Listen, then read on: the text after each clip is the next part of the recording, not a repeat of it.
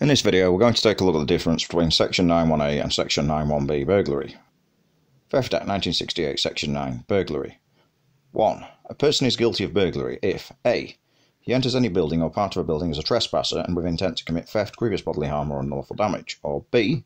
Having entered any building or part of a building as a trespasser, he steals or attempts to steal anything in the building or that part of it, or inflicts or attempts to inflict on any person therein any grievous bodily harm. What do the two offences have in common? For both offences, the defendant knows at the time of entry that they are trespassing, or that they are subjectively reckless as to whether they are trespassing. Trespassing means the defendant enters a building or part of a building without the permission of the owner or occupier.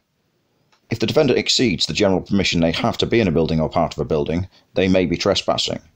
Crown against Jones and Smith, 1976. The defendant became a trespasser when he exceeded the permission of his father to be in his house when he entered with the intention of stealing a television. When you invite a person into your house to use the staircase, you do not invite him to slide down the banisters. Lord Justice Scrutton in the Calgarth, 1927. Both offences require that the defendant enters a building or part of a building.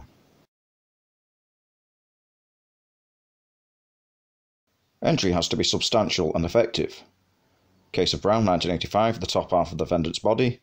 Ryan, 1996, the head and right arm of the defendant inside the house window. In both cases, entry was held to be effective. Building or part of a building. As we all know, there's a lot of buildings out there, a lot of different types of building. But what does the law see as a building?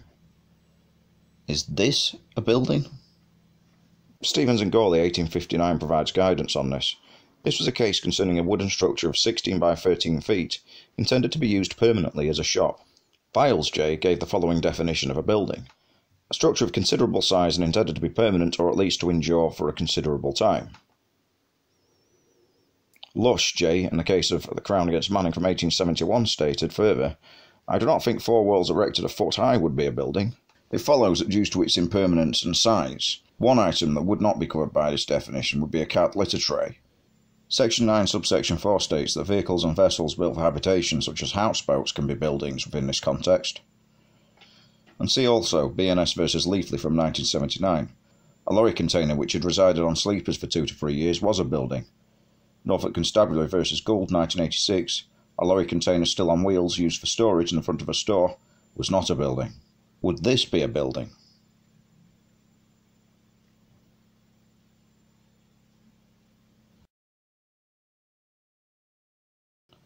Part of a building. Walkington, 1979. The defendant went behind a counter in a shop which was unattended and attempted to take money from the till. This was held to be burglary, since the defendant had entered part of a building with the intention to steal. The court held that examples of what would constitute part of a building would be a room within a building with a sign on the door which states that access is for authorised personnel only, or other restrictions applying. All the factors that we have discussed so far are common to both Section 9(1)A and Section 9(1)B burglary. The difference between the offences is with the mens rea. Section 9 subsection 1A. With Section 9(1)A, the defendant must, on entry, have the intention to commit theft, inflict GBH, or cause unlawful damage.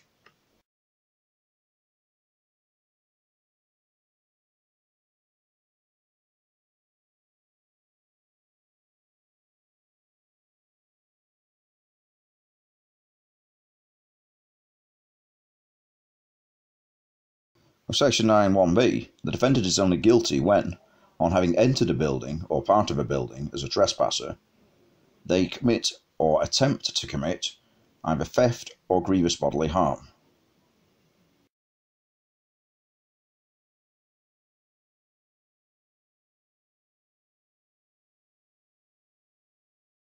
This is 9(1)B burglary because the defendant has stolen or attempted to steal after having entered the building as a trespasser. Now it's time for Rory Mayo's top tips. Rory Mayo's top tip. In the case of Brewster and others, 1998, Lord Chief Justice Bingham laid out sentencing guidelines for burglars. As part of these guidelines, Lord Bingham stated that self-induced addiction cannot be relied upon in mitigation.